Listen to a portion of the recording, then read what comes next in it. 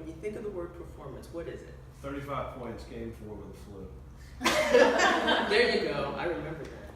Yeah, that's the real. Okay. Anyway, yes, doing.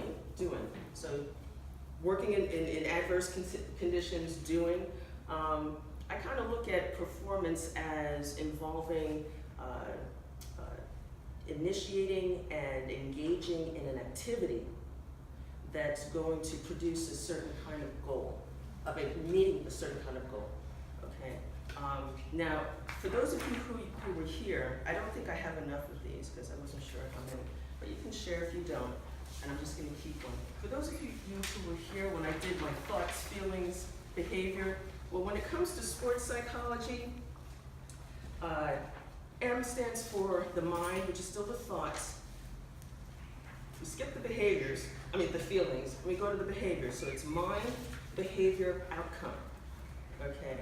A lot of times folks think that feelings don't come into play. They do come into play, but in general, sports psychologists are looking at how can we intervene at the mind, thought level, behavioral level so that we can have a certain outcome.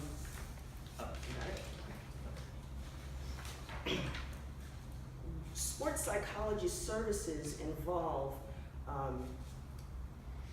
using whatever psychological, because remember, sports psychologists are first of all psychologists. So we have to use the psychological skills and training to optimize performance as well as the well-being of the athlete or performer that we're working with. But we also have to look at where are they developmentally and socially.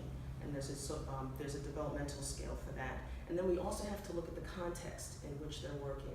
So the systemic things that are going on within the organization and the team.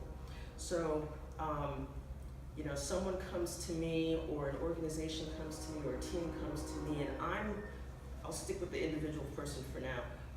I'm looking at what's their family history, what's their social history, what's their athletic involvement history.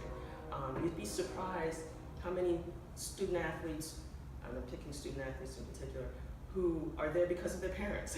So you have to know that. I have to know the parents' athletic history because that might play into things.